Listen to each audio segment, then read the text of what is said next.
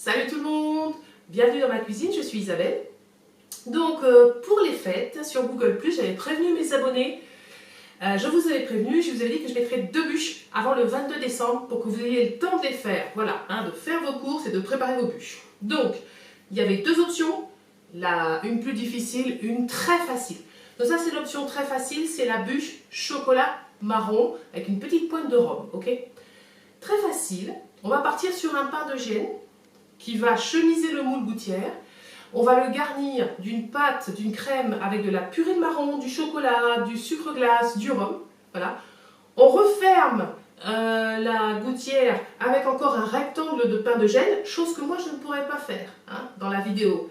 Puisque moi en fait j'ai fait les 2 options en même temps et je n'ai pas refait de nouveau une plaque de pain de Gênes. Okay, mais vous, comme vous choisissez entre la première et la deuxième option, vous avez suffisamment de pain de Gênes pour faire les choses carré nickel. Donc vous allez refermer votre bûche avec un carré, un rectangle de pain de Gênes. Okay, le tout recouvert d'un mélange crème de marron, crème fouettée. Voilà.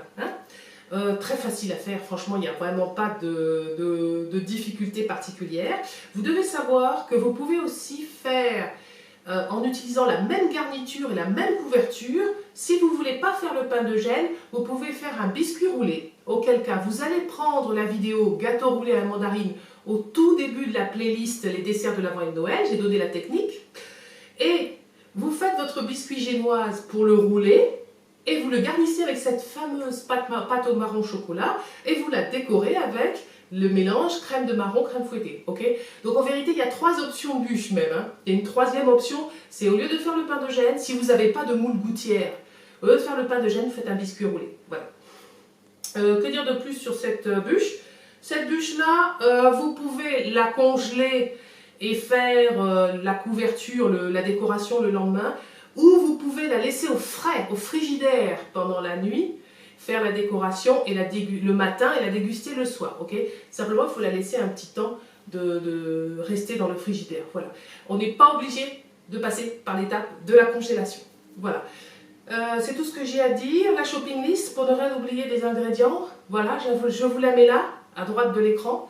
Vous cliquez, vous accédez sur le blog, vous avez la shopping list en PDF imprimable. Vous l'avez aussi sur votre smartphone si vous voulez. Voilà. Que dire de plus? Rien de particulier, c'est vraiment une recette hyper facile, comme d'habitude, sans gluten et sans lait. Ok? Bon, si vous voulez faire cette recette avec moi, vous rassemblez tous vos ingrédients, vous allez chercher votre tablier et on y va. Ok, voilà, c'est parti. Donc pour le pain de Gênes, vous faites toutes vos pesées. Il faut s'organiser. Moi, je fais toujours toutes les pesées en premier. Donc là, j'ai le nécessaire pour faire la meringue française. Donc blanc de sucre. J'ai mis 40 g de blanc plus 20 g de sucre. Les éléments secs ici, amandes en poudre, fécule, sucre glace. Voilà, que je vais de suite mettre dans un pot. Toujours pareil. Donc je mets l'amande.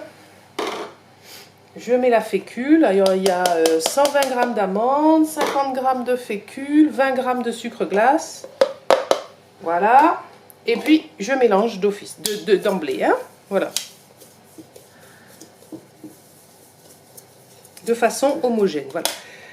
Ensuite, là j'ai mon huile d'olive. Prenez une huile d'olive qui n'a pas trop de goût, une pas chère. Voilà. Un petit peu de vanille. Bon, ça c'est pour tout à l'heure. Et je vais aller travailler au robot mon sucre. Là, j'ai mis 90 g de sucre semoule, 2 œufs, 2 jaunes. Voilà, pas compliqué. Allez, on va aller au robot. Je vais battre jusqu'à obtenir jusqu'à blanchiment et que ça double de volume, jusqu'à obtenir un peu le ruban. Voilà, donc là, je vais mettre à battre très vite, très fort. Et je laisse blanchir tout ça. Voilà, donc là mon mélange est bien blanchi. Ok. Donc là je vais travailler à la maryse maintenant. Donc j'ai mon mélange œuf sucre qui est blanchi. Je vais ajouter mes éléments secs à la main, à la maryse, voilà. Donc pas de robot, allez-y tranquillement. Alors, tranquillement. Donc là, j'ai de l'huile d'olive. Je vais l'ajouter tranquillement, enfiler hein, un petit peu. Je remue. Voilà. Il faut y aller petit à petit pour pouvoir l'incorporer.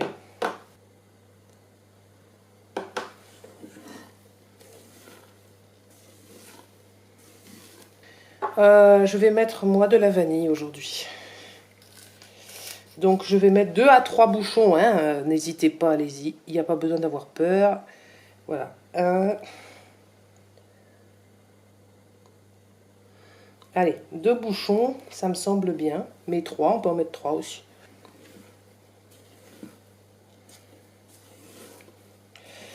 Voilà. Mettez votre four à préchauffer à 180 degrés. Je le dis, je ne l'ai même pas encore fait moi-même.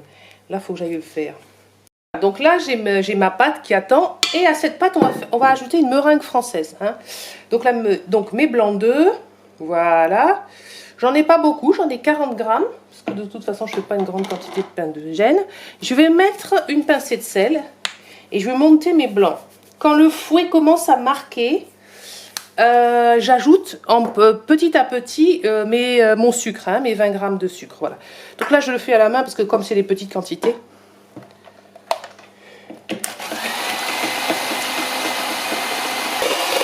Voilà, là, ça commence à marquer.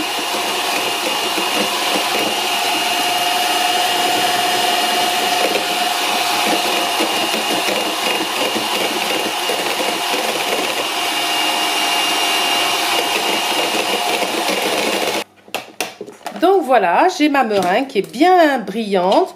Voilà. Et je vais l'ajouter à ma préparation, mon ancienne préparation, tranquillement. Voilà, donc ça c'est le pain de gêne. C'est la recette du pain de gêne. Le pain de gêne, ça peut se manger tout seul. On n'est pas là, je l'utilise pour faire à l'intérieur d'une pâtisserie.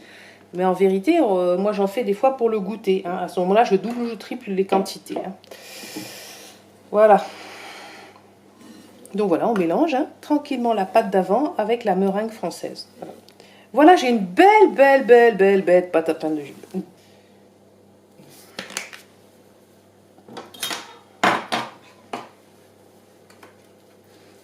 Alors moi je graisse bien les angles surtout parce que pour le démoulage après c'est embêtant.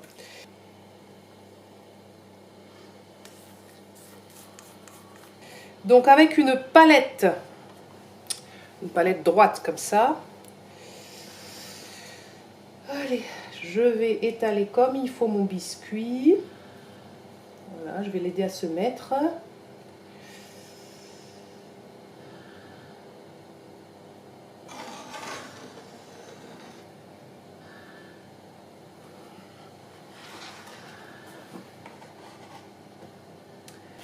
Là maintenant, je tape un tout petit peu et j'enfourne.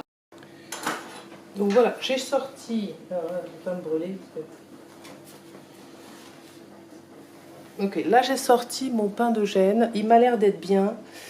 Je l'avais mis 15 minutes. Là, je l'ai mis 19 minutes. Je vais essayer de voir s'il est bien cuit. Chacun doit voir en fonction de son four. Hein. Dans ces trucs-là, voilà, si vous sentez qu'il n'est pas assez cuit, vous le rajoutez. Normalement, ça doit être moelleux. Hein. Voilà, j'ai piqué avec une aiguille, c'est bon. J'ai essayé de soulever un petit coin, c'est bon. Moi, ça m'a pris 19 minutes. Et encore, même au bout d'un quart d'heure, et par expérience, j'ai rajouté 4 minutes, mais bon. Donc là, je vais le retourner, le démouler, le laisser refroidir. Et après, j'irai découper des bandes rectangulaires dedans.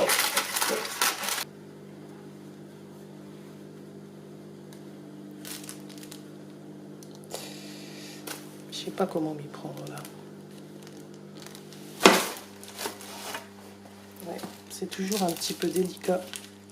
Ça brûle. Voilà. Allez, on va démouler. En priant pour que la cuisson soit ok. Hein. Parce que voilà, ça a l'air d'aller. C'est bien. C'est bien. Voilà. Ça a l'air d'aller. On est toujours prudent quand on démoule, on n'est pas pressé. Là, ça accroche. Pourtant, j'ai huilé, mais ça me brûle les doigts.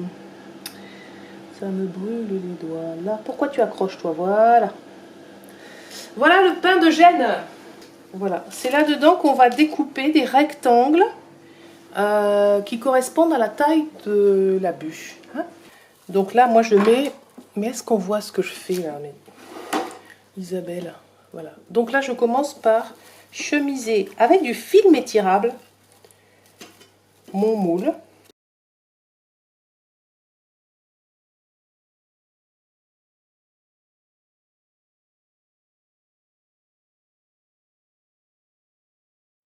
Normalement, ça se fait pas à froid, hein, ma belle. Hein. Ça se fait à chaud. Ça se fait pas à froid sur un biscuit froid normalement. Mais bon, il faut le faire comme ça parce que le risque c'est de le casser. Voilà. Mais bon, comme le pain de Gênes, c'est vrai que c'est moelleux. Et ben on y arrive quand même un petit peu. Voilà. Donc là, je vais faire une bûche, j'allais dire une mousse. Une bûche, mais un petit peu différente, avec le biscuit au-dessus.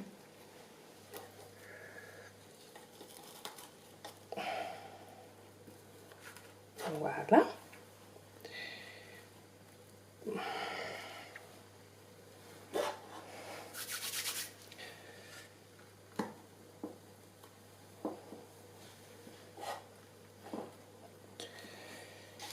Faut bien appuyer.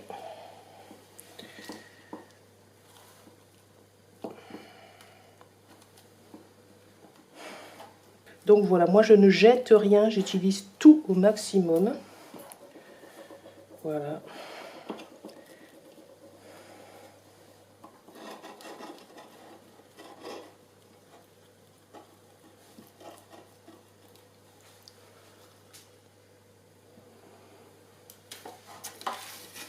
Si les gens ne voient pas ce que tu fais, ça va être un problème, ma belle. Faut quand même penser. Voilà.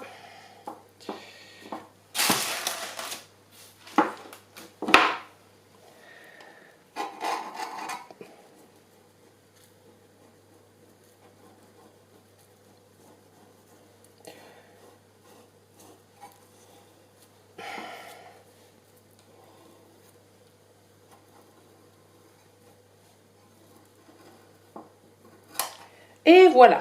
Donc là, on a une base pour partir sur une nouvelle bûche. Voilà.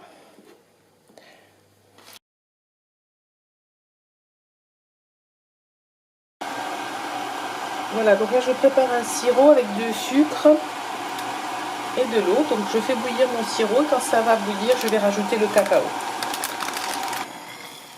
Voilà, quand tout le sucre est fondu, je rajoute du cacao amer. Je vais utiliser ça pour puncher mon... Voilà, une grosse cuillère à soupe comme ça ira bien, ça suffit. Voilà. Une cuillère à soupe qui fait presque 2 cuillères à soupe. Voilà, je mélange. Et ça va me servir de sirop de punchage. Je pars sur une préparation super simple. Voilà, ça va être une bûche très, très facile. Parce que je n'ai pas envie de faire une crème anglaise, bavaroise, machin. Donc, j'ai ouvert une boîte de purée de marron sans sucre. La boîte entière, c'est une boîte de 435 grammes. Je pense que 100 grammes de sucre, ça devrait suffire. Voilà, donc là je mélange avec le sucre, je vais goûter. Je vais mettre 120 grammes de sucre. Donc je vais rajouter 20 grammes. Voilà, un bon bouchon de rhum.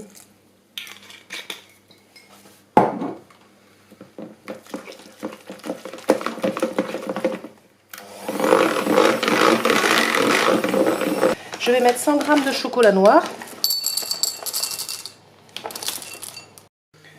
Voilà. Donc là, j'ai mon chocolat que j'ai chauffé. J'en ai mis 100 grammes. Hein. Je l'ai chauffé pour l'instant 1 minute à 300 watts. Bon, c'est pas une technique, le micro-ondes pour Pour le chocolat, faites-le au bain-marie. Mais là, on vient de faire 1 heure de pâtisserie et j'en ai ras-le-bol. Donc quand c'est comme ça, en général, j'utilise les méchantes techniques des paresseuses. Voilà. Je vais mettre encore 30 secondes au micro-ondes. Voilà. Donc là, le chocolat est fondu. Donc j'ai rajouté 30 secondes au micro-ondes à 300 watts. En tout, ça aura fait 1 minute et 30 secondes. Donc là, je vais le rajouter à ma crème de marron. Voilà. Bon, ben là, la pâte de marron plus chocolat, c'est assez dur, donc je n'aurai pas besoin de gélatine, d'accord? Je vais donc puncher maintenant. Et comme je suis partie sur chocolat rhum marron, je vais mettre un petit bouchon de rhum, un demi-bouchon de rhum dans le restant de sirop que j'ai. Voilà. Pour bien donner le goût chocolat rhum. Et puis je vais puncher tout ce qui est dans ma gouttière. Voilà. Ensuite je mettrai la crème. Voilà. Alors maintenant la crème de marron, je vais la mettre là-dedans.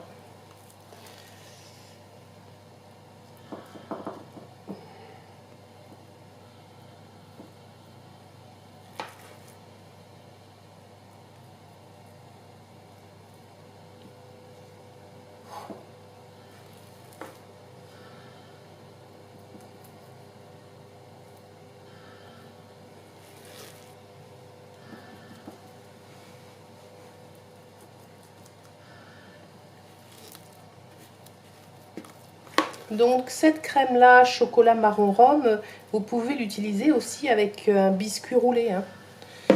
Voilà. Vous la mettez dans le biscuit et vous roulez votre biscuit. Hein. C'est pareil. Vous avez la recette du biscuit roulé et vous n'avez qu'à juste mettre cette crème à l'intérieur et rouler le biscuit. Pâte de marron, sucre, chocolat. Point. Point barre. C'est hyper simple. Un peu de rhum pour parfumer et voilà.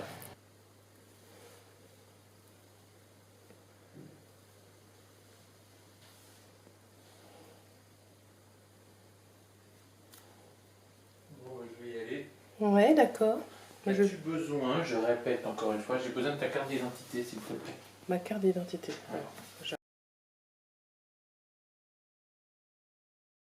Donc ça, c'est la deuxième bûche, celle qui est faite avec les restes de pain de Gênes. Hein. Chut, tu arrêtes de crier, s'il te plaît.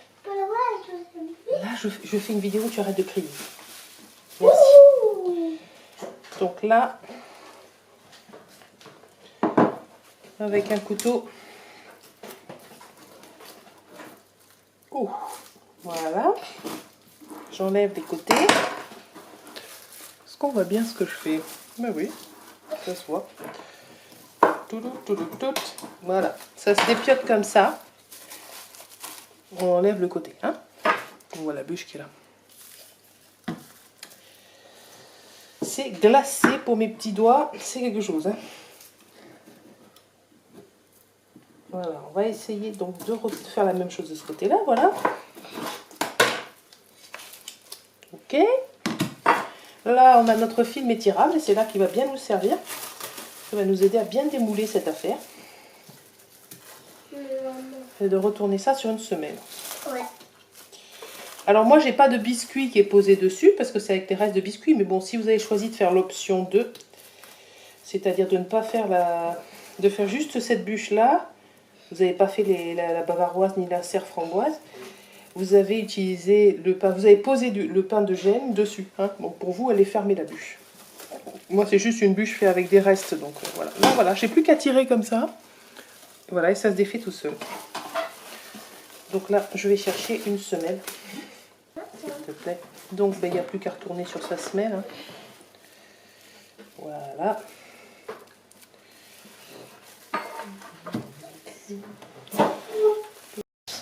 Donc là, bon, l'idée c'est de toujours faire dans du simple hein, pour cette bûche. Donc je vais mettre un petit peu de crème à fouetter.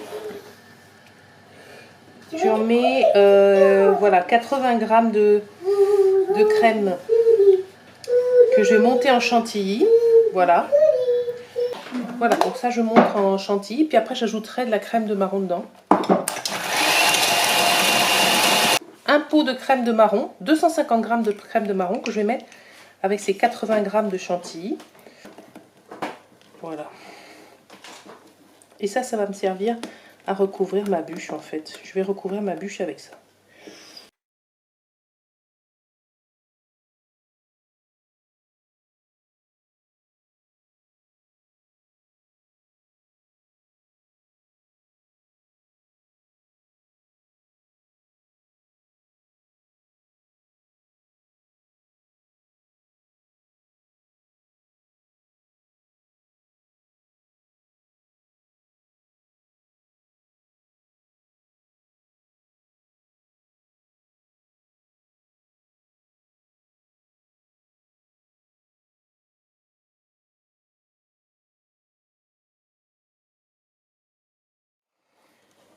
On cherche à faire une bûche.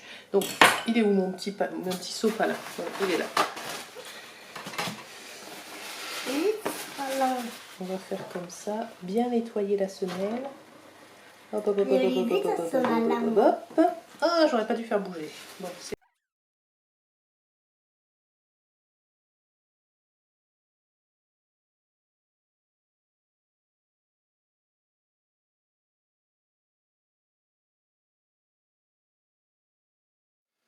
je vais faire des stries. Donc, je fais comme ça.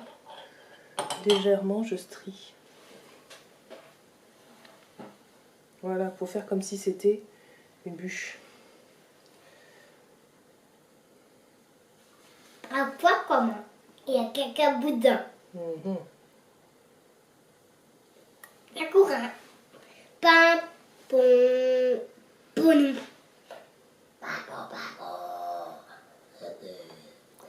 Voilà, bon, moi je vais, après il y a 36 000 façons de décorer, vous pouvez mettre des petites scies, des petits Pères Noël. Là. Moi je fais toujours des choses simples, donc je vais simplement mettre des marrons glacés, essayer de mettre des jolis marrons glacés sur ma bûche, voilà.